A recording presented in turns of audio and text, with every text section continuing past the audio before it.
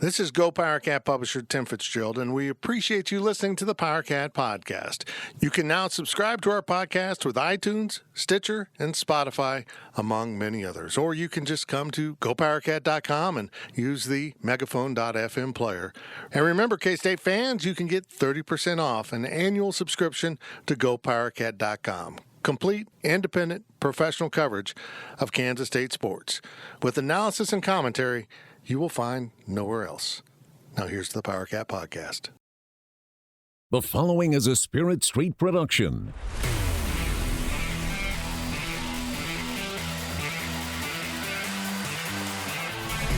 You've discovered your link to the PowerCat podcast, presented by Fridge Wholesale Liquor. It's the PowerCat podcast. And now, let's go to the Spirit Street Studios. Here's your host, Go PowerCat publisher, Tim Fitzgerald. Welcome to another edition of the PowerCat podcast. This is actually the weekly edition, the regular one, so to speak. Although it's not the same as the past, the overtime will now appear on Fridays.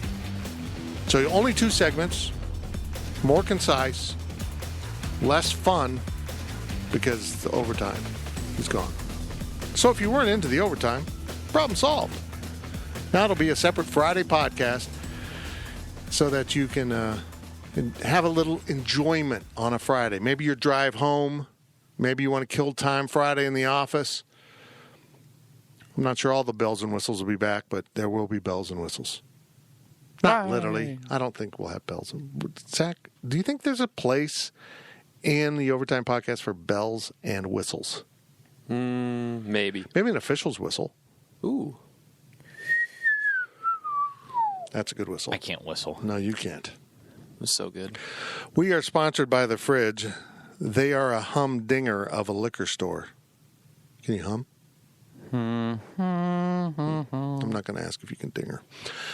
Get into The Fridge if you're in town. I have now found out through sources that the business from the podcast to the fridge on game day is notable. That people do tell them, I listen to the PowerCat podcast. And we thank you. And when you stop into the fridge, make sure you let them know you listen to the PowerCat podcast. It's been a great relationship. And we want to make sure they feel fulfilled. Is Kevin your source? No, actually, well, he was. It was someone that talked to Kevin, so it wasn't actually Kevin. So it actually was a source talking to the head coach of the fridge. Head coach. I bet that relationship is now frayed because they spoke to a reporter. I don't think it works that way in the liquor store business. I think they want that information out there. Stop in the fridge. We love them. You'll love them too. It's the segment here. The first ask brought to you by Tanner's. Stop into Tanner's. They get their liquor from the fridge. So it's, it's delicious. It's fresh. It's fresh liquor. It's right off that liquor tree they have in the back of the fridge because that's where they get it from.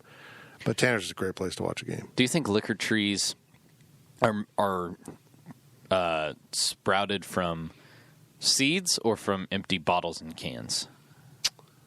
I don't know science at all. Okay. That's agronomy thing. What's an agronomy? No, isn't there like a separate seeds and plant major or something like that? Botany? There's botany. Yeah, there's botany. Yeah. This is the liquor version of botany. Okay. We're going to move on to the questions from Wabash Stations. You guys brought the lumber, didn't they? It's pretty good. Pretty good. Here is part 1, the first half of the PowerCat podcast. From Wagcat, what Power 5 offense and defense do you think K-State will most resemble under Kleiman? Alabama, both sides of the ball. Next. In terms of talent? Oh yeah. Right from the start. It's not about talent. It's a good question. I don't know. He said to not say Iowa, but I don't know. It's definitely a Big Ten brand of offense. Iowa nails the tight end so much. I know why he said don't say Iowa, but that's a good Iowa. one. And honestly, don't watch lots of Big Ten football because it's boring as hell. That's a great advertising But the Big slogan. Ten sucks.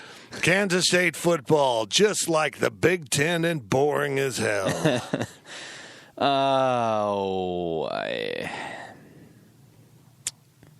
Could you? I don't know. Do you think like Iowa State is a fair comparison? I'll go with Michigan State. Okay. I don't know a damn thing about Michigan State football. I'm just thinking like Iowa State, they really utilize, now when you have David Montgomery, of course you're going to look to pound the running game. But they had their fair share of I'm saying this because I watched an Iowa State game this morning. I don't know, it just kind of felt natural. How about It's tough to compare them. old school post option Nebraska? When they mixed in the throw with the run. Old schools in like the 90s? Yeah, or like, probably 90s. Okay. 90s. I defer from answering because I don't. So that might mean they look like Ohio because that's old school Nebraska offense with Frank Solich. So I don't know. Defensively, I don't have I can't tell you right now. I know what they want to do, but to compare it to someone else, I'm not sure. Because Scotty Hazelton's system is a little less in focus for me than what they want to do on offense. North Dakota State because they should be a Power 5.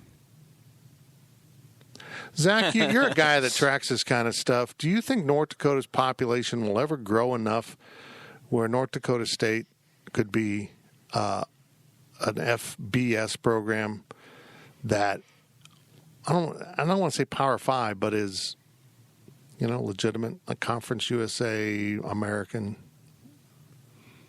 I think that they could go 6-6 in the Mountain West. Mountain West is a perfect fit. Yeah. Right now. Yeah. I just wonder if they can ever get enough ticket sales, and I mean they've got such rabid fans. I don't know what the Fargo Dome seats. Well, I think they sell it out. Yeah. It's not that big. Yeah, and that's a problem. But I Bigger just than the feel Kid like Dome. they're on the cusp. 19,000. That's pretty small. But I Fargo feel like Dome, there's too. probably another community of fans that don't go to the game. We know where Fargo's located. And then there's the rest of North Dakota. It's true. So, I don't know. I think they got a big following beyond what can attend games. There's no doubt about that. And then there's the Ross Uglum fan club, which is notable in size and Him mostly and his wife, female. pretty much. Yeah, well, yeah. But its fan club's mostly female, Yes. his wife. From KSU number 1, word is Dalton Schoen is more motivated than ever. How important is he to making the offense go? Let me insert something there that I think that what's going on, guys? I can't. I was asking if he could hear me. Yeah. Yeah, you're fine. I can't hear myself that much. Oh, Sorry. It's less than what it used because our mics are down. Okay. Because I had to do that. Just Sorry. read the question. Yeah. Okay. From KSU number 1, word is Dalton Schoen is more motivated than ever. How important is he to making this offense go? The question's about Dalton Schoen, but I think the entire team is more motivated. I think, from what I'm hearing, they love what's going on, and they love putting in the work for the coach, for the coaches. That the team is highly motivated to make their coach happy as opposed to highly motivated to not make their coach mad. Does that express the difference between then and now? So Dalton Schoen, I think, is a reflection of everything else going on. And I almost feel like Dalton suffered last year from a fear of making mistakes, so he made mistakes. Which is common. He does not drop that many passes. Like, I'm willing to go on the record and say that Dalton Schoen is not a receiver that would usually drop that many passes that he did last year. And at such crucial times, too. It was very odd to see him emerge in 2017, and then going into 2018, we had high hopes, and then what the hell just happened? Yeah, it was like in 17, he was playing loose and free. This is all bonus. I didn't expect this. This is great. I'm living a dream. Da-da-da. It's fun. And then expectations got heaped on him, not just by the fan base or the media, but also by the coaches. And he became, quote unquote, the possession guy. If you're the possession guy, dropping passes is more dramatic than you are if you're the big play guy. I mean, possession guy, you can't drop anything. If it hits your hands, you got to catch it. And I think that pressure got to him. But if he becomes a force, if he becomes a guy that they can't just have him out there to be a decoy. They can't have him out there to be like, oh, yeah, there's our veteran. They have to utilize him. They have to throw to him a lot because if they don't, opposing defenses are going to start putting the lockdown guys on Malik Knowles, Sebastian Taylor, Josh Youngblood, and then they're going to panic because they have not seen that type of pressure in a 12-game slate before. Well, I think Malik will see the shutdown guy, and they'll just try to take him away from the start. So Malik's got to be good. But if Dalton Schoen's going to have a big season, it's because Malik's good. He can't be the only guy.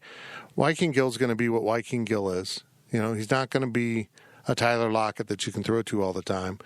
He's going to be that little slot guy that, gets open and makes a play here and there. So they just need good balance in this offense. Nick Leonard needs to get involved. Running backs need to get involved in the passing game and really take a lot of pressure off the receivers. From Contra Cat, which running back gets the majority of carries, and what percentage does that look like? I'm going to fight this until I'm wrong. I think it's Jordan Brown. I'm all aboard the Jordan Brown ship. I'm with you, but I don't think immediately. I think he's too far behind. But from everything I'm hearing, he's the real deal. Maybe not immediately, but I don't think it's going to take 4 to 5. I think it's going to be Mississippi State. You better be ready to go. I would agree. So this is a subtle little thing that we don't know yet with Chris Kleiman. That would have been a very Bill Snyder thing. Jordan doesn't know the offense really well, so we're going to give the ball in games 1 and 2 to Gilbert and Trotter and whomever else, and really not play Jordan very much, put much on film. And then at Mississippi State, boom, Jordan's starter, turn him loose. I don't know if Chris Kleiman does that, if he's into that, or he just worries about himself. I sense that he's just worried about his team. I think while I think it will be Jordan Brown, I do think James Gilbert will be right there. I'll go like 45 for Brown. I feel like 35, 40. He's got to add this up to 100. It's going to be fun. Let him go. Yeah. I have to think let him about go. it. I feel like 35 to 40 for Gilbert. Let's say 35 for easy math. That makes it, and then I think it's going to be like 20. Yeah. Like I'm going to go like else. 10 Trotter, and then 10 split up amongst the rest of the pack. I think. Are you talking carries? Yeah. Okay, so would you include are you just saying running back carries or just running back carries? I don't want to mess with the quarterback carries. I would think I'm going to say by the time they get into the season, Big 12 season, that it might be more like 55 Brown, 35 Gilbert, and 10 Trotter, and that's really their 3 guys. Although I still think a freshman's going to play. I think a freshman's going to play. I think Tyler Burns will get some carries at times. Not significant numbers, maybe 2 to 3, and then that's it. They're going to play 4 guys at least. They are. Unless all of a sudden Jordan Brown erupts and they're like, you can't take him off the field. Yeah. We got to have him out there all the time. I think Gilbert's really solid, but I don't think he has that next level thing going on that Jordan Brown might. From I Like Pickles Cat, when do we need Skyler to move from promising young guy who has shown flashes to actually good weekly, or has he? Nickel State. He's got to be good from the start. And he's still picking up the offense, making some mistakes in practice. They're letting him make mistakes right now. But he can't be one of those guys that has the freedom to make throws, but he's still throwing 3 or 4 interceptions. You just can't do that. This team isn't good enough to afford those kind of issues. So he needs to be good from week 1. And I'm all aboard the Skylar Thompson. I really do think these last 2 years he's going to prove himself as a really, really good player. And we're going to really see him change as a quarterback. But And I know that last year was skewed a lot, but at some point, stats are your stats, and you are what your stats say you are. So if he takes a while to get going, or if he only throws high 100, low 200-yard outings every single game, at some point you got to start going, maybe he's just not that person that you've always wanted him to be. I think he will take those steps this year. I don't think we're going to have those conversations, but if it gets to Game 6 and he's really struggled to throw for good amounts of yards and touchdowns and be an efficient passing quarterback and not just a game manager, you're going to have to start having that conversation. From KSU and LFK, welcome to the podcast. Wow. Okay, look, you're an airline guy. LFK is not a real. It's not Lawrence's airport code. So this is how insecure they have become about how cool Manhattan has become. Manhattan gets an airport, legitimate airport with airline service, and everyone starts calling it MHK because that's an airport code. Yeah. So they come up with LFK, and I'll let you fill in the blank what Lawrence. Hold on. Is that what LFK's they've tried to make it stand for? Bleep in Kansas. Okay, so they haven't tried to make it about an airport then? No. No, it's just their cute way of saying, okay. oh, you're MHK, we're LFK. Well, all right, that's what I've always known LFK to stand for, is the bleep in the middle. I didn't know if this was like an airport attempt type. I just saw there's It's Lawrence Friendly, Kansas. friendly. Sure. Oh, well, that's not accurate. I'm kidding. Actually, Lawrence is a nice town. There's nice people in Lawrence. There's just an influx of birds. Full disclosure, I do kind of like Lawrence. Oh, Lawrence, as a there's town. nothing. As a town, there's nothing wrong with Lawrence. It's a cool college town. It's just they have a bird infestation problem. They're really bad. There's just birds. Damn things wear Everywhere. shoes with buckles. Pretend birds? Pretend. Well, they're not really pretend to them. It's real to them. I mean, look, if I hear voices, they're real to me. They're not to you, but that's the way they are with that bird. That's fair. I think it's real. It walks around with buckled shoes. That's fair. Okay. In their defense, half J is the size of a normal bird, so I don't know what. Half J is the size of their football program. Okay, what was the question again? Question is, what will be the first offensive play of the year? Oh, God, please make it just a run right up the middle. it's a double reverse pass. Just make it, just hand off between the tackles, goes for 2 yards. I mean, damn it! We joke, but like that's what it should be. No, and then they check. Well, it's a handoff, but they checked out of whatever they were going to run, and then they snap it at 3 seconds on the 4, 3, 2. Thanks, guys. The 90 play clocks didn't tell me that. I don't know. They're gonna hand it off. That's just what they're gonna do.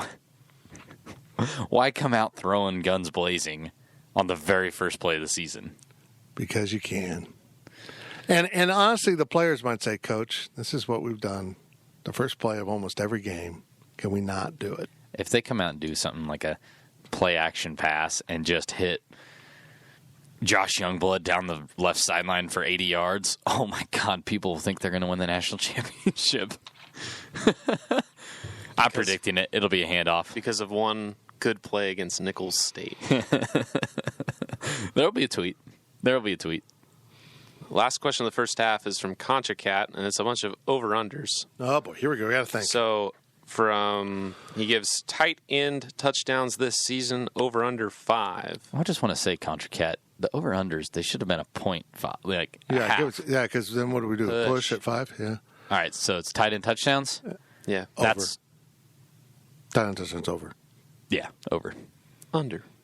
Okay. Zach's going under. I wanted to push, honestly. I think the throw to the tight end this year will be what the fullback dive with Winston Dimmel was in the offense. Nick Leonard's for Heisman. Fair. Right. Highest team 2 for- rushing yards in a game, 220. Over. Over. Yeah. They got to play KU. I think they'll go over 220 Fairly more consistently. than I do, too. once or twice. I hope that's the average. I think the intention is that's the average. It better be. So that they're Honestly. in 220 passing. You get a 450-yard offense in the game here. It's low for the Big 12, but that's pretty good. Skyler completion percentage this season, 60. Under. It needs to be over, but I don't think he's there yet. That's a lot. I mean, that's pretty good. That's chucking it at a pretty good clip. I don't know if he has the receivers to have it over 60% as well. That's fair enough. People don't think of that. They always just look at the quarterback completion like that's his accuracy. Well, the guy's not open, or the guy's dropped it, or whatever. Jake Waters had Tyler Lockett. Come on now. Yeah. Non-offensive touchdowns this season, 1.5. Oh, that's over. true. I'll take the over, but not in special teams. I'll take it on defense. Bingo. That's good. That's a good call. I question if they'll score any special teams touchdowns this year. Man, that's going to be a hard thing to deal with. We asked Jason Ray about it yesterday, and he didn't give any names as to who's returning right now. It was the most generic answer I've ever heard anybody give ever. He's like, we got some guys, and they're going to try to do their best. And I'm like, wow, that's not comforting at all. I don't think they have anyone that can return this year. I don't think it'll be Phillip Brooks, and that'll be his I think he'll be there. main job. Ish. Yikes. Offensive sacks yielded this season, 25. So that means it's given up. Given up. I was flipping my... 2 a game? Under. If they're over, they're in trouble because they're not going to throw it as much. 25 is a lot. Yeah, that 2 games. I'll say under because I want it to be under. Defensive sacks this season, 20. Over. Is that for Wyatt Hubert? I'm going to go over. Wyatt Hubert will have 20. Because I think someone else will have at least 1 sack. I think Wyatt and Reggie will push to beat that by themselves. I think one of them is going to be double-digit this year. Oh, yeah. So there you go. That's half of them. Longest field goal, 45.5. So... No, that's not possible, actually. 45. The one time he gave us 45 or less, 46 or more. He gave us a half earlier. Man, I don't like this one because I don't think Blake Lynch will go over. I think Ty Zentner could go over, but I have not seen him kick a football. So I'll go under based on that. I better go under. I'll go over. I think that they'll do it. All right. Net points this season, scored minus yielded, minus 30. So he thinks K-State will... K-State's plus minus 30. So we'll be... K-State will be outscored by 30 in the season? Over the entire course of the season, K-State outscored by 30. Seems almost exactly right. I mean, that's a tough one. I feel like you have to be a math major to answer this question. They're going to get blown out a game or two, I think. I think they finish positive. So is that the under or is that the over? It'd be the over then, wouldn't it? I'll go over, but I still think they'll get outscored. But the reason why I'm going to say that is I don't think he'll hold back stuff in those first 2 games like we're accustomed. Go back to when Coach Snyder thought scoring a lot of points and building your team's confidence was important. He used to think it was important, and then it became like, I don't want to show anything. Which, as we get older, we all get conservative.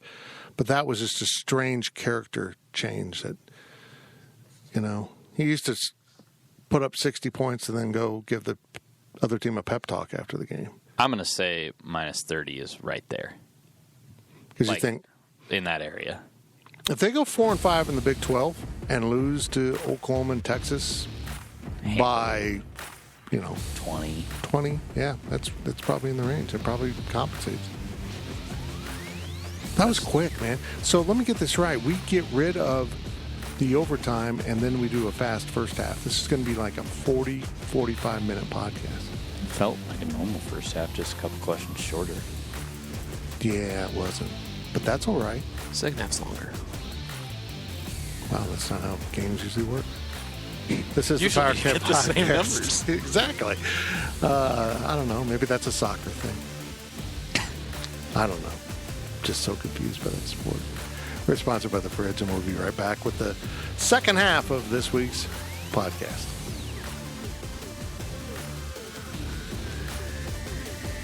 The gang will return with more of the Power Cat Podcast.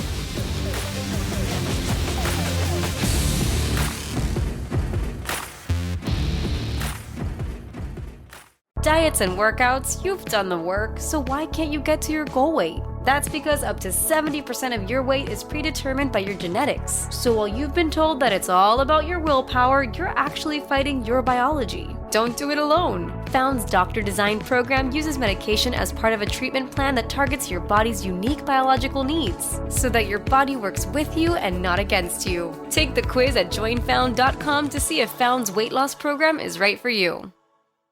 So I'm a father of one. I gotta find a babysitter. I found care.com and I was blown away. Through the platform, I was able to find local and experienced candidates along with their reviews and rates, which were way more affordable than I anticipated. Care.com really put me at ease knowing that they were all required to go through a background check.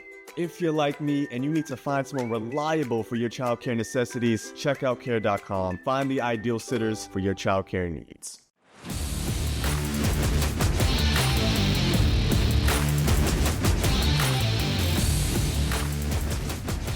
Back to Fitz of the Power Cat Podcast, sponsored by Fridge Wholesale Liquor. Welcome back to the Power Cat Podcast. We're available all over the podcast world, but if you're on Apple Podcasts, make sure you just take a moment and give us that 5-star. Look, if you think we're less than 5 stars, that's fine. Keep it to yourself. We don't want to hear it. Well, you're free to your opinion. Just don't share it. Give us your feedback right there on Apple Podcasts. If you're listening on Stitcher, that's what I do because I don't have – the only non-Mac thing in my life is my phone, which is very strange. Makes no sense. It makes no sense. So We are trying our best. I know. I'm getting there. But I listen on Stitcher. And one of the cool things about Stitcher is you can sync it to your car, like if you've got that technology in your car. So it'll automatically, when you get in your car, it'll automatically download all your podcasts to your car. So you don't even have to use your phone at that point. They're available in your car. My sister's doing it, I think. I don't want to rain on your parade, but I'm pretty sure you could do that with all forms of... Apple CarPlay probably does that too. But see, that's playing off your phone. That's my point. Oh, you're saying Stitcher is in the car? It'll download it into your car. It's not like it'll interact with your car. It'll be automatically synced into your car. Okay, that's kind of So you dope. pull I'll into give the you garage, like and your car. Like your contacts are in. If you've got technology, your contacts are in the car. that. Right. Car just links up with your Wi-Fi when you get home. I don't know. It's kinda cool. dope. I use Stitcher. It's pretty cool. But there's all kinds of forums. Forums? That's not the right word. All kinds of apps. That's really not the right word either. Well, Places places you can get our podcast. on the internet. We exist at megaphone.fm, the home of the 24/7 podcast network. 24/7 Sports Podcast Network. That's a lot of stuff right there. Yeah. We're sponsored by The Fridge. You know the spiel. We love The Fridge. You love The Fridge. Everyone loves The Fridge. There's no reason not to love The Fridge. Go to The Fridge. At the corner of Claflin and Westport. Correct. Otherwise known as this and that. We got a cool thing coming up that I just told the guys about today. That a video product that we're working on that'll involve The Fridge. I need to pitch it to Kevin. Yeah. I pitched it to everyone else. I've got everything else in place except for the cornerstone because it doesn't just mean their name, it's them. So, yeah, Kevin, ball's in your court. I texted him today about grabbing lunch and talking about stuff. Now, let me say this about Kevin. If you want a liquor store run efficiently, professionally, profited with a great profit, Kevin's your guy.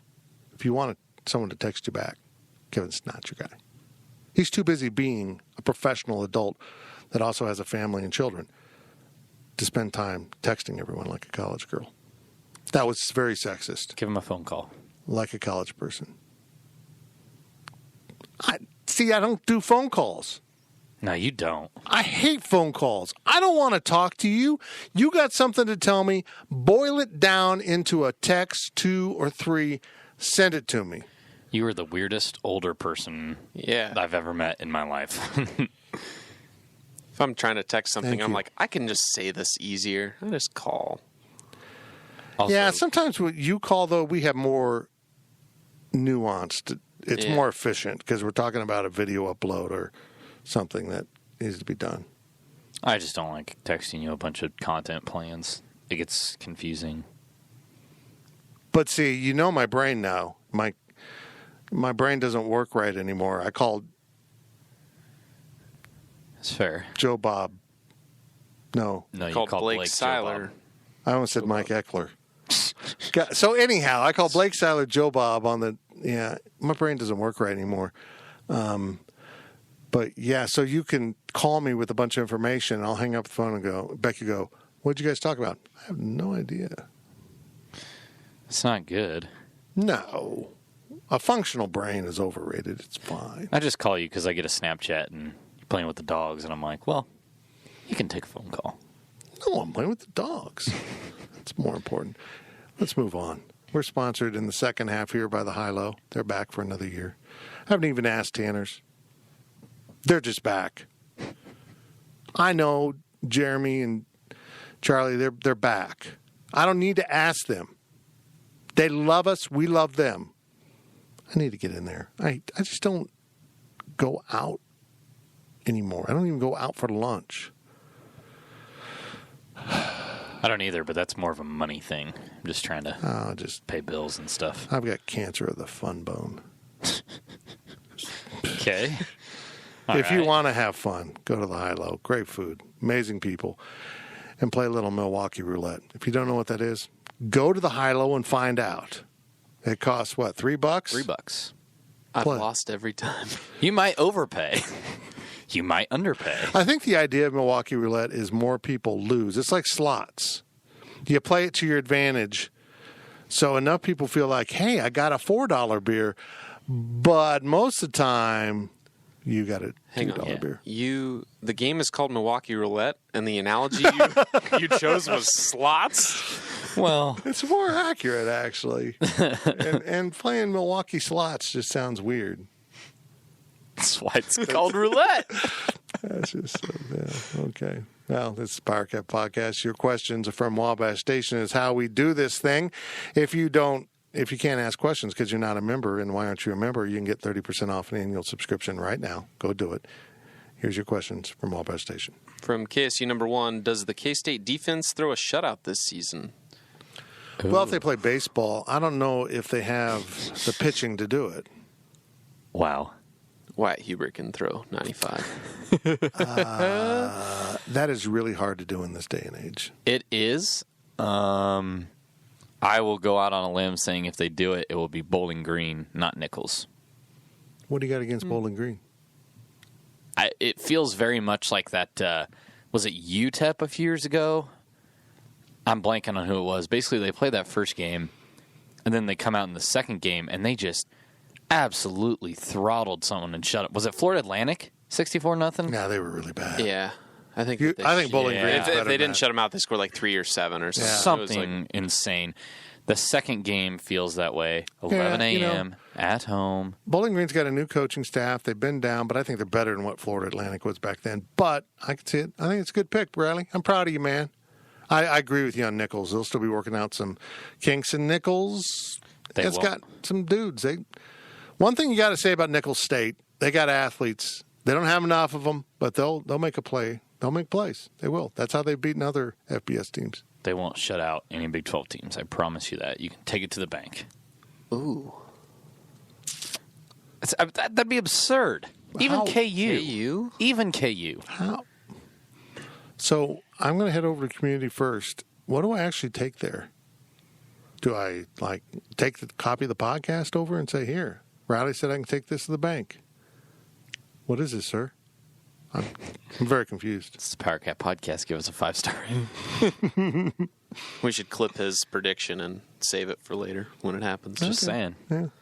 From GT Cat, there's been plenty of talk about how good the defensive line can be and how the secondary has some real question marks. What about linebacker? How comfortable are we and with what we know out of this position group? I'm trying to be very cautious about linebacker because I feel good about I feel really good about Daquan Patton. I think he's in for a big year.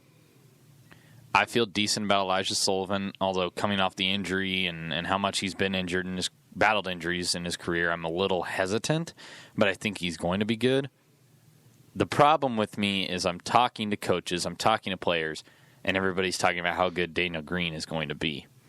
Combine that with how much we covered Daniel Green for what felt like 5 years about getting here or not getting here, and it feels like he's about to be the next Brian Urlacher. A, it's going to put too much pressure on him. And B, I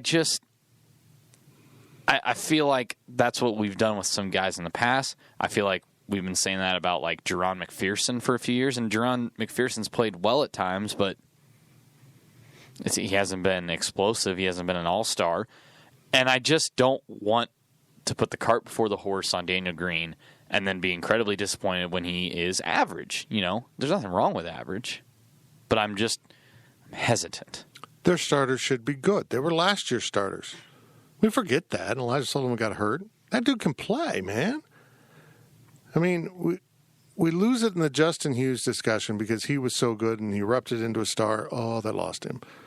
Well, they're back to the guys that started last year, and that was actually regarded as a pretty good spot last year. Not enough depth. God, when they had an injury, they were in trouble until Justin Hughes. Oh, how do I want to put this? Until Justin Hughes was allowed to emerge onto the scene. There you go.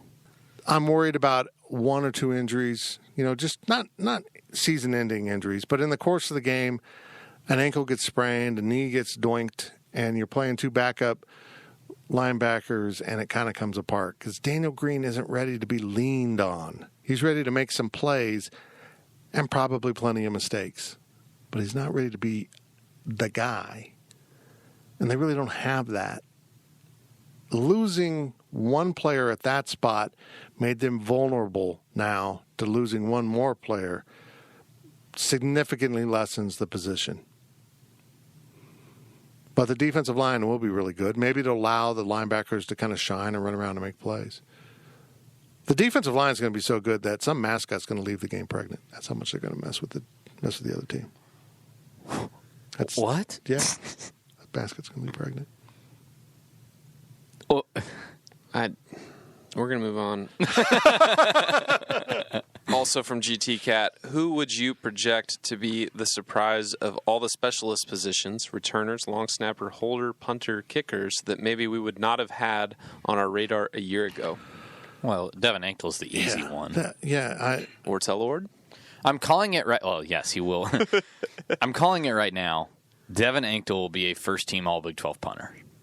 I agree. I have not seen a punter at Kansas State in a really long time. He's got to be good at the other things, Got to put the ball inside. He was last year in the 20 inside. Pin teams back. I haven't seen a guy where the ball explodes off the foot like him in a long time. He's an NFL guy. Okay. If a punter can come out early, this is a lot to put on a guy. He's the guy. He's not. He's a senior. Is he really a senior already? He went to community college. That's right. Yeah. And they missed half last season about something he won't community talk about. college, redshirted. Then he was on the field. If he could come out early, he would have been the guy. But not because he'd be drafted, but someone will bring him to camp because that's what you do with the punter. And then he'll punt and they'll go, holy crap. Yeah. I mean, I don't mean this as a dig at Nick Walsh. If Nick Walsh got looks, Devin Ankle will definitely get looks. Nick Walsh was a good punter. Crafted himself into a very efficient college punter. He really got good at putting the ball inside the 20. He had the greatest coffin corner punt of all time. Half-yard line. It wasn't even the half-yard. I mean, literally, they had to go to replay to make sure the ball didn't hit the pylon. It was so close. I mean, it was just didn't move the pylon. You really couldn't see. It was unbelievable. But he worked his way into that. Ankle just got something. It's like a hitter, Yeah. If you can hit the ball a long ways and the ball explodes off your bat, you can't coach that. You can't teach someone to do that. You just have the natural whatever it is that creates that. And Devin Ankle's got it. We don't know about the returners, as Riley said in the first half. We don't know. We don't understand what they're going to be doing there. And Blake Lynch is what we know Blake Lynch to be. Man. Incredibly consistent inside the 40. As I just keep looking into Ty Zentner's career, something in my gut tells me we might see him this year. And I don't know if it means as a punter or a kicker or a place kicker. But he seems like he might find his way on the field and be like, okay, this guy's got a bit of a leg. He was good at Butler. He was real good. I would say I'm pretty excited about him. But yeah, Anktel would be the guy that I think a lot, because I don't think a lot of people are going to remember what Devin Anktel did at the end of the year, because he only played in 6 games.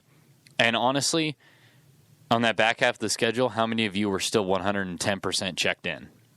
Yeah, definitely weren't when they were punting. Definitely weren't. So I think he's going to come out and surprise a lot of people on a 12-game schedule. From Wildcat Pilot 88, in football social media posts, some guys have helmets that are just silver while others have the stripes and Power Cats. Is there any earn your stripes story to this? Huh. I've never heard of one. Like, I know the Dallas Cowboys do it, earn the star when you get when camp before you get cut. But I need to go back and look at my pictures, I guess, because I can't think of who has them and who doesn't now that I'm... Skyler did. Skyler does. Guys like that do, but I can't tell you off the top of my head, did Walter Neal have a Power Cat on his head? I don't know. I don't remember. But would you think... You would definitely think that if there's some sort of program like that, Walter Neal would honestly, I haven't noticed. I got to go back and look. I've always noticed it. I just left it in there to address the question. Well, I don't know. I would say it wouldn't shock me, but also it wouldn't shock me if they just said, we ran out of Power Cats, had to order some more. The stripes weren't ready to go on. Whatever. Or did everyone who has them, is that their last year helmet, and everyone else has new helmets or something? Going through. The equipment team's still working hard right now. They're still doing stuff. So I don't know. It might just be an equipment issue. Yeah, I guess. From MathCat, another new one. Welcome. There was a lot of talk when Coach Snyder resigned about how depleted the roster was in Big 12 level talent. Now we hear a lot of positives about the ability, the current ability level of the team. Where are we really at now and in the near future? I don't know if there's not enough Big 12 talent. It's really the problem with the program became not enough depth. If you go back and look at those old recruiting classes, the last, I don't know how many years, there's so many guys. It's just, you're like, what happened to this guy? This happened, and that's not uncommon in a recruiting class, but it's uncommon when it's half of your recruiting class. They had so many guys they reached on, and then you'd have a couple walk-ons earn their way into a scholarship, and it felt more tangible. But you need to have both. You need to have the walk-ons that come in and earn their way, and plus 3/4 of your recruiting class contributes. So it's really more about depth. And they feel better about their depth because they're going to lean on some freshmen. That's not something, if you're Kansas State, you particularly want to do long-term. You want to probably use freshmen 4 games and a few that, just like Bill Snyder did, someone's really good. You can't live without them. But you don't want to, say, hey, these 6 guys are going to play. So you're burning your, a year off of your best 6 every year. You can't sustain that if you're Kansas State. Alabama, you can. They're getting physically gifted guys that come in and play. Even Texas and Oklahoma can get away with more of that. They're getting more Big 12 ready bodies.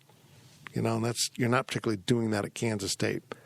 And going to what little opportunities we've had, I'll say this: these recruits that, particularly the ones that they addressed late in the process and brought in, they look Big 12 ready more than previous guys.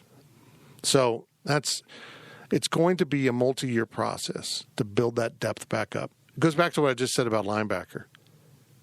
They shouldn't be 1 injury away from being in trouble, or 2, minor injuries in a game from big trouble. Should have some guys. Daniel Green should be not an aberration. You should have a couple young guys that you're kind of like, well, he hasn't got there yet, but if we have to throw him in, he can hang out athletically. Well, that's what Oklahoma has. Honestly, that's what a lot of programs have had. So as K-State wears on into the games, they start to run out of bodies, and other teams are plugging in guys that, maybe a little bit more ready to go. The four game rule for freshmen really is going to help a program like K-State. Instead of just being out, you'll say, we're going to put in this pretty good freshman without using up his eligibility. From the .2, Football is football. Is that not the most overused phrase by our new coaching staff? I think they heard Coach Kleiman say it once, and they were like, there we go. We'll just run with that. I get what they're saying. I mean, X's and O's are X's and O's. You either know how to draw it up or you don't. You either know how to coach blocking or you don't. It doesn't matter if you're teaching those fundamentals at the college, high school, NFL.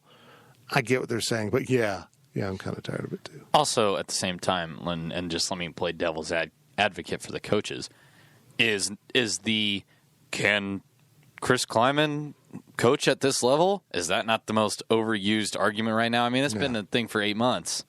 Let's all just agree to move on from both of them. I agree. But I will say this. If you come at me and say hamburgers are hamburgers, we're going to go. We're going to fight. Wait, what? Yeah, explain. Hamburgers aren't hamburgers. Then what? What? Whataburger, Five Guys, they're In-N-Out. That's a different hamburger than McDonald's. So don't come at me with hamburgers are hamburgers. I understand disagree. now. A hamburger's a hamburger. Well, the gist of it. No, I'm saying there's some that are better than others, but I feel like your argument defeats your argument for K-State football. Because would you not say that a burger from McDonald's is not worth? Would you not say that a burger from Whataburger is better than a burger from McDonald's? Yes or no? Yeah, it is. Yeah. So couldn't I take that to say North Dakota State is McDonald's, K-State is Whataburger because it's a tougher level of competition? No, I would say Whataburger coaches up their hamburgers better. Okay. From KSU number 1, national reporters are giving Cats slim to no chance at a bowl. Fine. Is this a fair take or lazy reporting? It's a pretty damn fair take. They didn't do it last year. They lost a coach. They didn't exactly add tons of talent. And they're right on the 5-7 win line. Very fair take.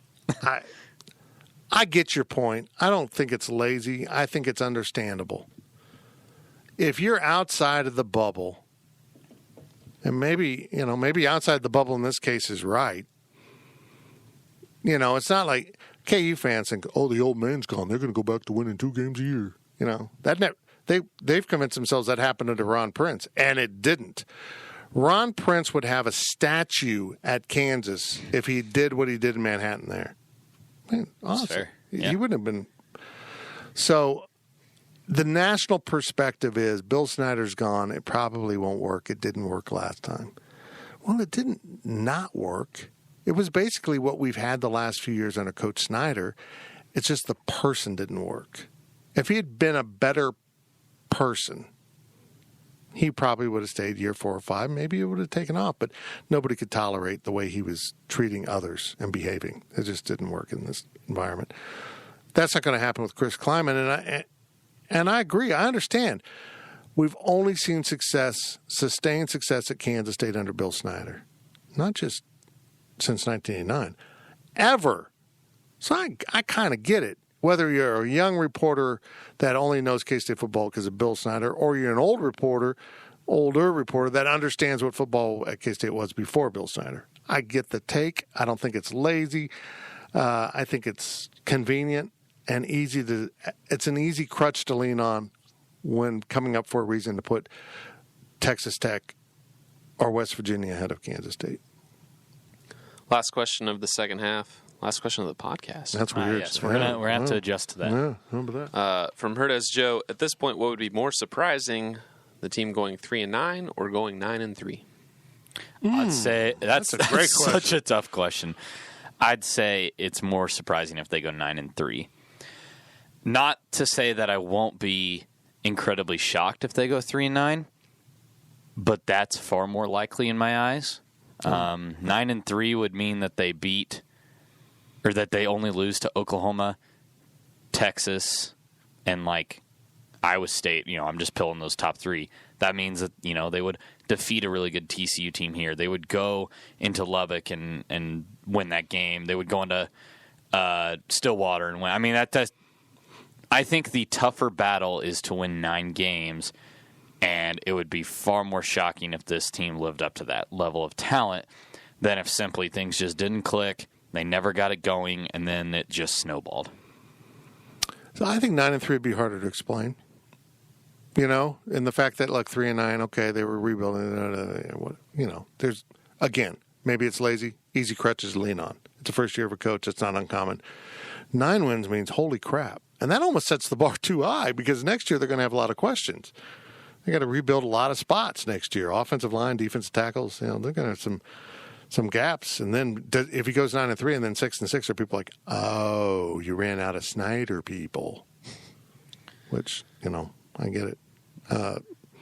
So I don't know. It's intriguing, but I do think 9-3 is less likely to 3-9 than 3-9. But boy, that'd be cool. But you look at 3-9, you beat Nichols, you beat Bowling Green, you beat KU.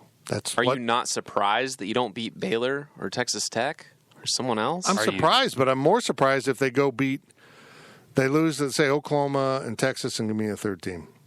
Again, I'd be shocked if they couldn't go beat a Baylor or a Texas Tech or a West Virginia. Not all, but I would be shocked if they beat all of them. Yeah. Which is what we're talking about. Like, that would shock me if they couldn't beat them.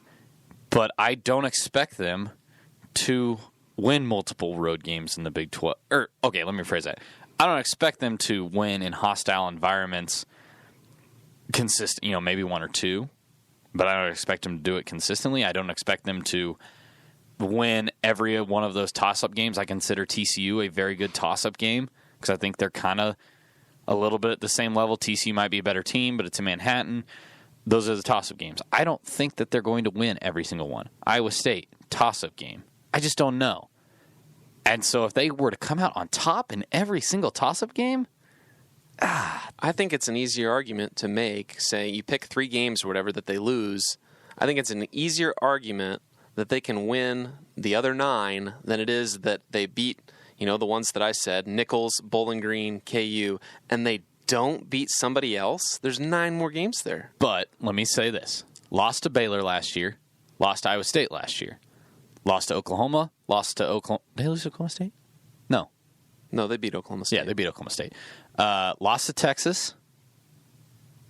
Texas Tech was a They beat them. win. Lost TCU. Lost to West Virginia. So 6 Big 12 losses there. You just have to reverse 3 of them. So what I'm saying is you lost those 6. New coaching staff. Lost some players. That's very easy to explain. Hey, they didn't beat them last year. They didn't add talent. They got a new coach. Makes sense why they lost. So what we're talking about is you lose at Mississippi State, you lose to Oklahoma, Texas, and you win every other game to go 9-3. I'd be really surprised. But you're right. Losing every other game. They're both very unrealistic in my eyes. I think the projections of this team between 5 and 7 wins is dead on. Because they're not going to win every game that you expect, or you think they're the 50-50s or whatever, however you want to describe it, and they're not going to lose every game that goes the other way. That might have been one of the best podcast questions we've ever had. We should stop podcasting. This is like, the fighter that goes out on top. That was the greatest question we've had in a long time. We should just go out. We have to be back on Friday for the overtime, though. Oh, that's right. That's it for this edition of the Power Cat Podcast. Thanks to the Fridge. Thanks to all the people that ask questions at Wabash Station. We appreciate our subscribers so very much for what they bring to things. And we will be back on Friday with the overtime, which, I hate to tell you, we're going to record right now. How's that work?